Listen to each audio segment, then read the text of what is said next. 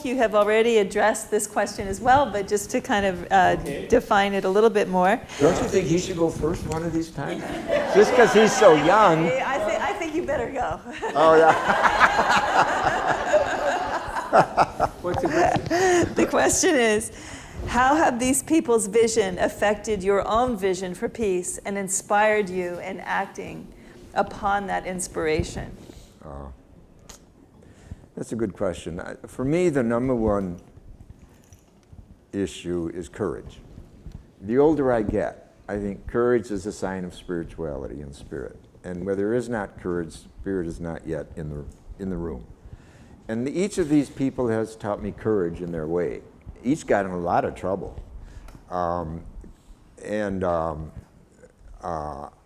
But they didn't turn bitter. I gave the example of my mentor, Per Shanu, silence for 12 years, not being able to write. He was a theologian by trade. But he wasn't bitter at all. I'll tell you just one story. In class one day, he was teaching Nicholas of Cusa. Cusa was a 15th century mathematician, scientist, and mystic. In fact, David Bohm, the physicist, says, I owe more to Cusa than I do to Einstein. Cusa's the one who talked about the enfolding and the unfolding of the universe. So anyway, he was talking about Cusa, he went on about his life and all this. And then he looked up, Shanu did, and he said, he was also a cardinal in the Roman Catholic Church. And he said, that is not necessarily a good reference, you understand. Then he went back to his history. And it's true, Cusa was a cardinal in Greece. Of course, Greece is a Greek Orthodox tradition, not a Roman Catholic cardinal thing. So he was a minority there. Just like John the 23rd, Pope John the 23rd, was exiled to Turkey as a cardinal because the Pope was mad at him. And of course, Turkey is a Muslim country, so a cardinal in Turkey is not, really a hot shot. But so a cardinal in Greece was not a hot shot either.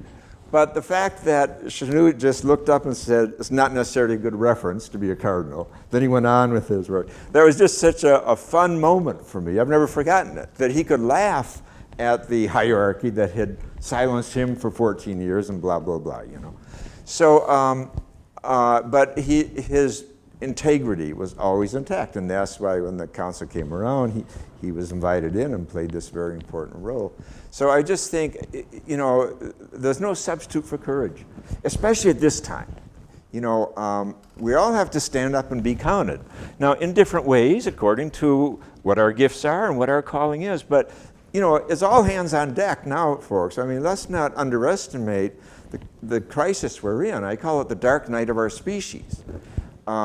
We are in a collective dark night, and we do not know how we're going to come out of it. That's part of the definition of a dark night. So it's a time, the dark night, this is why the mystics praise the dark night as a special school in which you're going to learn maybe the most important things. And it's a time of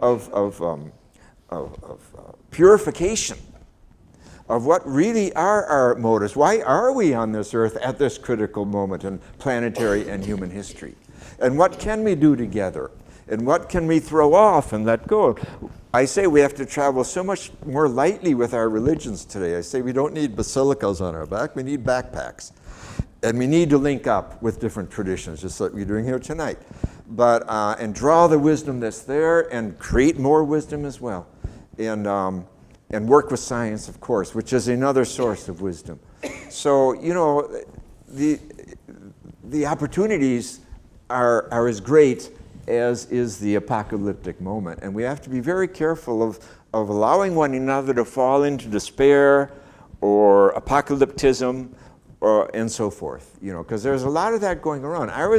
This summer, I was a week with scientists on an island off in New Hampshire, and the theme was climate change. And, I arrived 2 days late, so I just listened for a few days before I had to talk. And what I was listening to was despair. There was a lot of despair there. And we have to be careful. Aquinas says, the worst sin is not despair, it's injustice. But the most dangerous sin is despair, he says. Because when you're in despair, you don't care about yourself, and you certainly don't care about others. But it's the killing of compassion. Yeah. So we have to be alert to, and he says, the worst thing a human being can do, he said, is to teach despair. Really powerful insight. And so we want to be careful that we're not teaching despair or spreading it. We want to, we want to deal with our own struggle, but together, and do what it takes to stay on point. That's wonderful. Thank you. Thank you. How about you, Bob? How would you say that these people's vision of peace has affected your own vision of peace and inspired you in acting upon that inspiration? Well, here I come back to the Dalai Lama and why I wrote the Man of Peace. Because I think Dalai Lama is the one who's alive. There was Gandhi, there was Martin Luther King, there was Buddha, there was Jesus, there was lots of people in history. But he's the sort of one who's alive. He's like the leader of world leaders. Everybody but the Chinese leadership pretty much has met him. Almost every country they met him. Like they met him when they were Minister of Education, and then now they're President or something. Like Angela Merkel was Minister of Education in another government, and then she met him and she's Prime Minister. Of course, Angela Merkel is like, she's the Hildegard's incarnation. She's the only decent one practically among them. And so he inspires me not to be despaired. And he helps me to see that, we have to remain not bitter. We can't even hate Mr. Strumpf. If you know German, you know Strumpf means. His real name is Drumpf. D-R-U-M-P-F. I learned that from John Oliver. And he researched it. But the word, if you put an S in front of it, Strumpf, it means stupid in German. So we can't hate him. We can't be bitter about him. He wandered in there. He's like Peter Sellers in that movie, Being There. He got to be president. All he was trying to do was make his name more expensive to try to get out of being indebted to the Russians who had been keeping him alive for 30 years. And for all his debts and everything, and all his bankruptcies and his incompetence. And so he just happened to wander in, and he became president. He took a job for which he's eminently unqualified. But we can't be bitter about it. We have to resist completely all of his terrible things. We have to be cheerful about it. And this is why I like to say, I take comfort from Reagan's time, which was the beginning of the end, actually, not just Bush 1. Then Bush 2 was like a deepening in the end, and then this is really the end. It was really the end. And our country, we have a tremendous responsibility because we do, why do people like to drink Coca-Cola and they have Mickey Mouse costumes in Singapore and Hong Kong and everywhere? Because there's some cheerfulness about America. There's something still there, What you said about teaching despair, some of these leftist, so-called leftist critics, it's all evil empire. I don't like that. Yes, there's a tremendous bunch of bad things were done by different governments and so on. But, those who leave you in this thing of there's no movement anywhere, it's all hopeless. That leads to violence. What despair, you teach despair, you're teaching violence. Because then the people will kill themselves or another, it's all worthless, it's hopeless. And I don't appreciate that, and I think that's why the evil power likes those people. That's how they survive. They keep saying how it's so horrible. They like a few people like that. They don't like someone saying they're horrible and they can be removed and it can be fixed. Like my favorite thing in the Gandhi movie, and I don't know if it's real, I don't remember it from Gandhi's experiment from his truth, his own writing, but my absolute favorite thing is that one nasty British officer, when he's in the palace there in Delhi, talking to the governor general or something, and this one officer, during a break, tea break, comes over to him and says, well, looking down at the little man in the doji, wearing his little, jockstrap, sort of like Indian thing, a combination of jockstrap and sheet. And he says, well, Mr. Gandhi, you really don't think, after all we have here in India, that we can just walk on out of this country? And Gandhi looks up at the little guy and says, well, walking will do. Get you to the border. Instead, you might take a train or something, but walking will work. That'll work. That's the best, Because, actually we can fix it. How come like 45 or 50% of the people in this country don't vote at all? Yeah. Not just the ones who the Republicans suppress 5%. They don't take out their vote. But then 40, 50% don't vote. Women don't vote. A lot of them. People say, all the white women voted for Trump. Well, a lot of the white women didn't vote at all. They just voted because the television, the media, the news, everything pumps out that you are weak and helpless and there's nothing you can do about it. And the Koch brothers, Mercer, the president, Mitch McConnell, and they got all the power and you can't do anything. And so people say, well, they're all bad and what can I do? I know Ralph Nader and I admire him greatly, but I recently, I was telling him again, and I repeat, he doesn't remember, I repeat every time I see him, I say, Ralph, you went to Princeton. What is it about the syllogism that you don't get? Lesser of evil equals less evil. What's the problem with that? And then he just goes on, with Dirk Carter did this, and it's just terrible. Poor old Jimmy Carter with his peanuts, and it's like, Rosalind, trying to help out, building a little building somewhere in Nigeria. He's just so bad, he's a mass murderer or something. Forget about it. There's good people and bad people. And we have to get rid of the bad ones and put the good ones in charge. Because there is a basic goodness in everybody. Everybody has it. Even like Strumpf, he's trying to dance with his wife. And she's trying to get away from him. He's trying to dance, he wants to show something. And he's trying to make a hairdo. Right. Making an effort. And he gets mad with Mitch McConnell. Good. Somebody's going to get mad with him. So Matthew. So I'm just, I don't know, what's the question? You're kind of, that's what I'm trying to bring it around to. You brought I up. want to go back to one other thing. Wait, I want to go back to the question. Dharma means reality. So the more we know reality, and also I want to share one thing. God is home and we are not. God You is say, what? you say God is home and we're Oh, not. yeah. Okay. God is at home. We've gone out for a walk. Flowering into creation and all that. And we, Buddhists would totally agree with that, but they would, actually, they have, the word, Avalokiteshvara? I don't know that. He's right behind us. Oh, Well, that's a picture over there too. 1,000-arm thing, but there are different forms of it. okay. And he's considered to be a Buddha pretending to be a Bodhisattva. Oh. In order to, like an angelic sort of thing, like in order to be closer to beings, and incarnate all over the place. And the Buddhists have this weird thing called the Nirmanakaya, emanation body, where they think that this power, this divine power, is capable of infinite emanation, not just one. That there's no limit to the amount of emanation, and they do believe that. And Ishvara means God, okay? And Maha Ishvara is what the Hindus think is the creator, the great God, right? Maha Ishvara, Maheshvara, let's say. But Avalokita Ishvara is the great God who's looking down with care, with loving care. Like from, they have heaven and things. So looking down upon living beings with care. So it's like the infinite compassion of all Buddhas, they say. And that is the creative thing, they say. But it doesn't create the world in a way, but it creates it's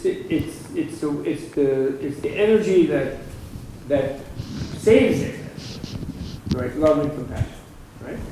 Okay, so that's all happened already. We're all saved.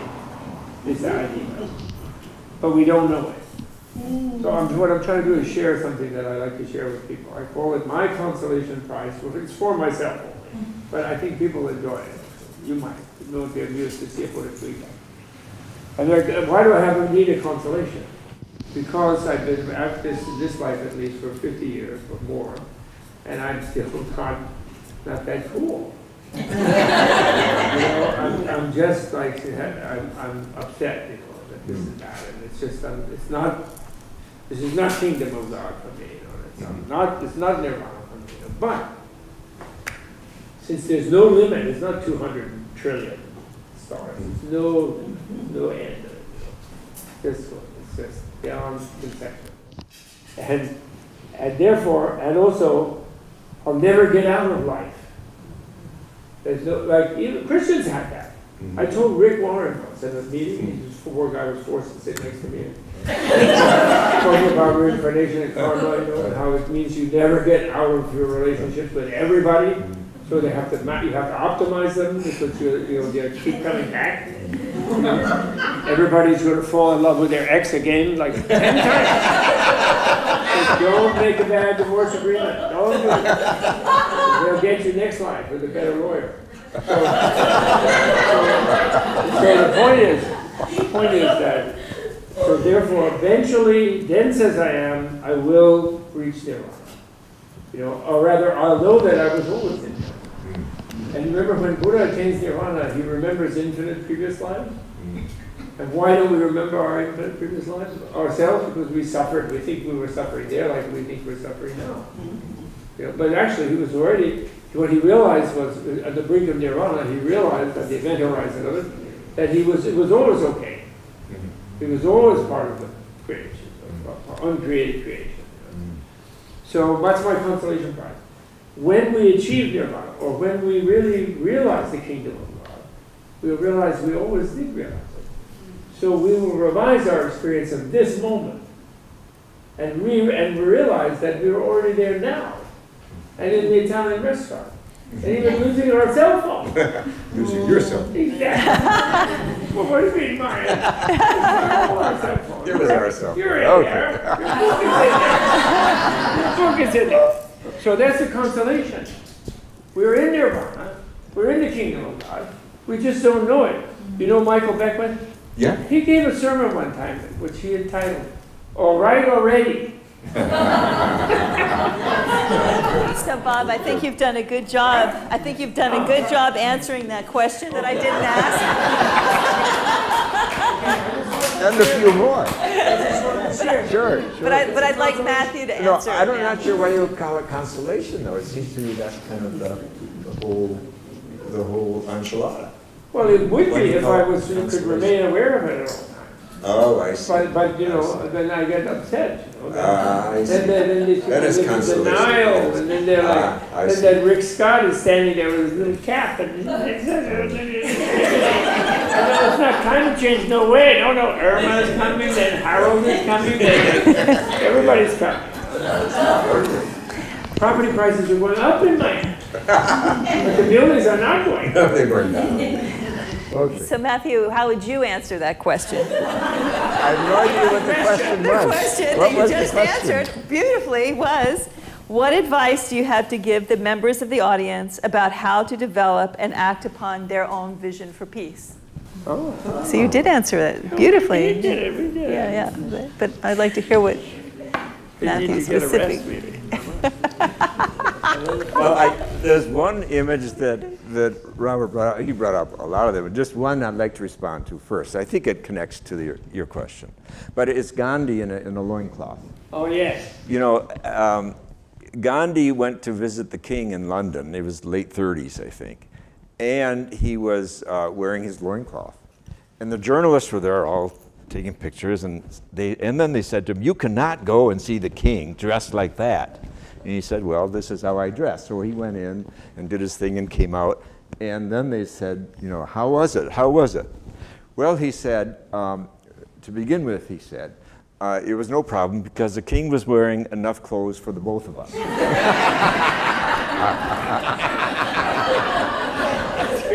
I just like it. I just like it. So I think my first response to your question is keep your sense of humor. Keep your sense of humor. None of us are carrying the weight of the whole species on our shoulder, and don't underestimate the power of humor, because humor is about keeping your soul open, and your heart open, and your mind open. The zealots are what scare me. The zealots, whether they're right wing or left wing, those who know they have all the answers. That's what's scary, and you want to be careful of that. That's part of the false prophet and the false warrior. So keep that child alive in yourself. And to me, the child in us is the mystic in us. And the child is always ready for something new. In fact, Eckhart says God is novissimus, meaning the newest thing in the universe. God is always new. He says, this is why he says both Bibles begin with the phrase, in the beginning, because God is always in the beginning. And when you can return to the beginning, he says, you are in God. So be aware of that. The mystic in you is a puer, it's the puella, it's the child who wants to play in the universe, like wisdom does in Proverbs. She plays with the Creator before the beginning of the world. So keeping that play alive, that's how you keep creativity alive. Jung says there's no creativity without fantasy and play. So that's absolutely essential today, because we're not going to survive as a species without creativity. That's the one thing we have going for us as a species, is our creativity. Now you can say, well, it's gotten us into the corner we're in. Yes, it has, because we were dumb, like you pointed out, historically. But we have grown out of some of that dumbness.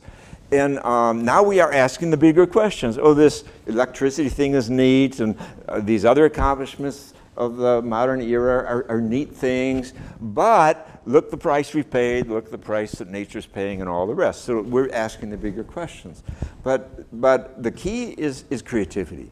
Are we going to allow others to use human creativity, including the money we make in our citizenship, to steer us into the dead end? Or are we going to kind of get out of our couches, wake up, and take our creativity back and use it to reinvent education, to reinvent religion, to reinvent economics and politics? Are we capable of that? Of course we are. We're an amazing species, just an amazing species. One of my favorite stories is from cosmologist Brian Srim. He says, when humans left Africa, 65,000 years ago, we discovered fire. We went wandering out because we were real curious. And probably we were hungry too. But anyway, we came to what today is Eurasia. And the Ice Age hit. For 10,000 years, the Ice Age was upon us. Now imagine, we just left the savannas of Africa. I'm sure for 1,000 years, we were yelling at each other, who turned off the heat, But meanwhile, we had a hustle. We had a hustle. These are our ancestors. They had to learn how to kill these woolly mammoths and skin them and defend ourselves and children against the wild-toothed sabers, and meet in caves to get away from the snow and the wild-toothed tigers, and to tell stories around the campfires. And we did all this. We know we did it because we're here. Our ancestors did it. We come from strong stock and, above all, creative stock. And if they can pull that out without yellow pages, without the internet and all the rest, why are we sitting around feeling sorry for ourselves? We're sitting around feeling sorry for ourselves because patriarchy teaches us self-pity. And that's why that filmmaker you mentioned, the sadistic Mel Gibson and other patriarchs, they're feeding us self-pity. Yeah. And we have to throw off and despair, and they go together. Adrian Rich talks about the fatalistic self-hatred of men, of patriarchy, that many men are taught to carry fatalistic self-hatred. That's why the lugubrious Jesus is worshipped in an empire, in an empire dedicated to patriarchal triumphing. So, and this is why the fresh air of Buddhism, which can talk honestly and organically about peace and about inner peace and about our capacity to let go and to find peace and forgiveness and all that, good things that Jesus was also trying to talk about, but his message was co-opted when the church married the empire in the 4th century. So I say, keep your sense of humor and therefore your balance. That's part of reality. And stay loose and free and creative. And find allies to link up with, and realize that we're all here, whether we're 18 or 80, we are here at this special moment in human and planetary history to do something really special. The linking up of religions, this is the first time this can really happen purposefully on the planet, ever, I think, in our species. And it's a great opportunity. And of course, the release of feminine energy, the honoring of women's experience and wisdom, being conscious of that, and knowing not that men are bad, but that patriarchy has poisoned both men and women and culture itself. Men have no difference between patriarchy and being a man. So we have to redefine masculinity. We have to detox the masculine. You know, 97% of the mass shootings in America are done by white males. 97%. There's something wrong there. There's something amiss. And all of us, women and men, have to start detoxing the masculine and providing other versions of healthy masculinity. And I know it has something to do with decoupling from the reptilian brain. And that's where meditation is so important, because reptiles are not good at bonding, but they're great at solitude. So the way you calm your reptilian brain is by meditating. Nice crocodile, nice crocodile. When your reptilian brain, which is dominant because it's 420 million years old, when that can be peaceful, talk about where is peace, when you can put your reptile to bed, gently, not by murdering it, but gently, nice crocodile, nice crocodile. Then your mammal brain, which is our compassionate brain and our family and kinship brain, can begin to flourish. And every damn spiritual teacher around the world I've ever met, studied, Native American, Buddhist, will tell you it's all about compassion. They're all here to talk about compassion. Dalai Lama says we can do it with all religion. We can't do away with compassion. Compassion is my religion. Well, Jesus, Luke 6, be you compassionately created yourself. What's holding us back from compassion? Well, the reptilian brain, you know. It has its place. Now, you know, another place besides meditation where we deal with reptilian brain is sport. This just really occurred to me when the Warriors won the World Championship, you know, a couple years ago. You know, sport, you know what sport does? It puts reptiles, athletes, on a floor with limits, you know, and there's a limited time, there's an umpire, there are rules, and then there's all these crazy people in the stands wearing goofy hats and wanting to go crazy, and then you start. And what it is reptiles always want to win. They want to be number one. They're trumps. All trumps are reptiles. So, all capitalists are reptiles. So you see, we're playing a game, and you know, every human tribe I've ever heard about has sports. And I think this way, it's genius. We are a genius species to think that we can play with the reptilian brain. And then, you know, so the game goes on for 2 or 3 hours, and someone wins, someone loses, some are depressed, some are ecstatic and go out and get drunk. But the point is that we found a way to play with reptilian other than going to war. And so the potential of our species is just staring us in the face.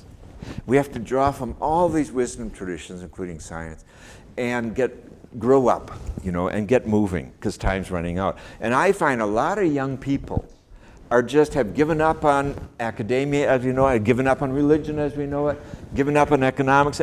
They're being called. Gaia is calling them to this other way to flourish.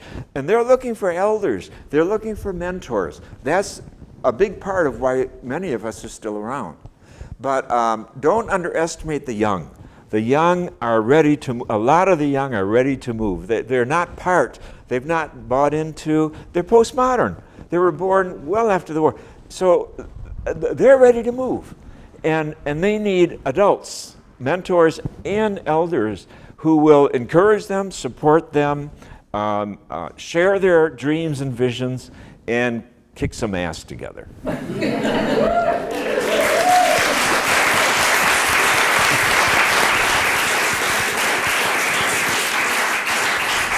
So, Bob? Well, I think that it's kind of time to draw to a close, right? Yeah, I was Do going you know the joke about the anti-Semitic Pope? No. Well, I'm going to share, but no one could do better than what you just said as far as good advice. And I 100% join this, so I don't have to repeat something similar. But therefore, I thought, in honor of the humor that you mentioned, you might enjoy this joke, which I learned from Rabbi, Dr. Professor Emeritus Nathan Katz. I don't know if you ever met him. He used to be at Florida International University.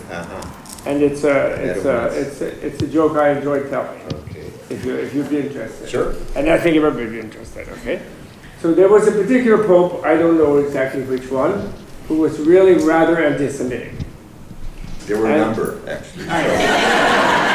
So he announced to his aide de camp or whatever, secretary. He said, "I'm tired of the Jews in Rome. I don't want them around here anymore. I'm going to banish all of them. I'm going to kick them out."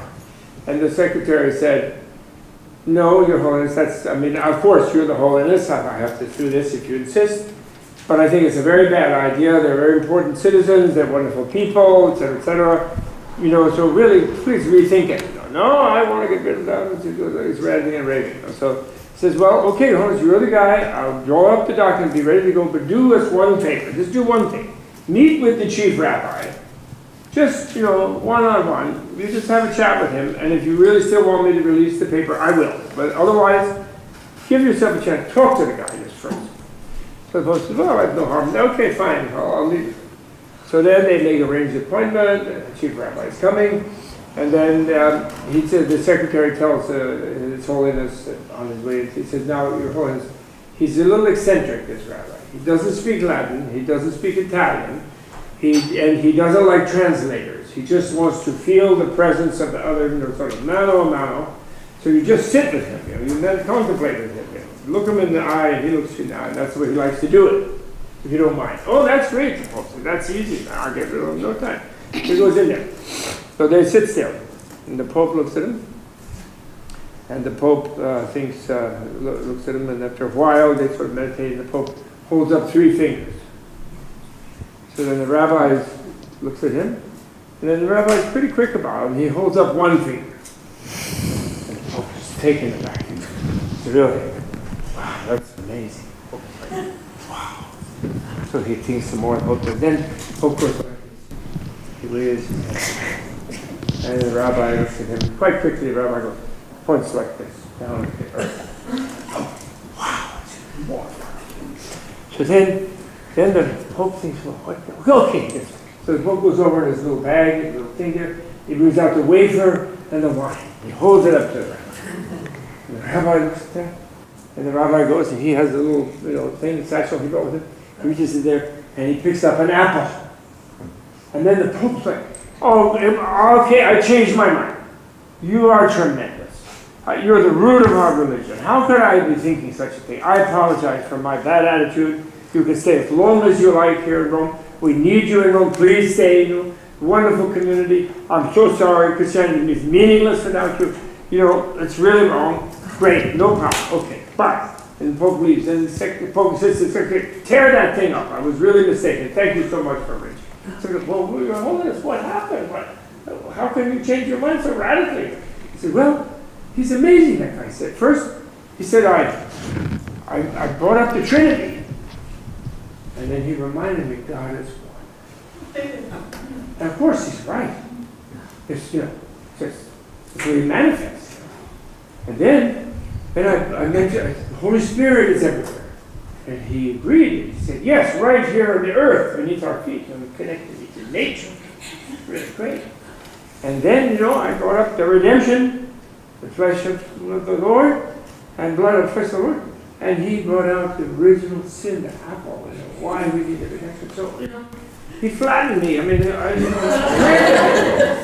So, well, I'm so happy, Your Holiness. Great, no problem. Then the rabbi goes back to Gandhi, and they say, "Well, how did you do it?" Great. They applauded him, he saved us. And he said, "Oh, the guy's cracked. What can I say?" First thing he says to me, "You have 3 more days in Rome." So I gave him the finger. Then, next, he says, "You will be wandering and put in exile." And I said, "We'll stay right here." And then third, he brought out his lunch, so I brought out.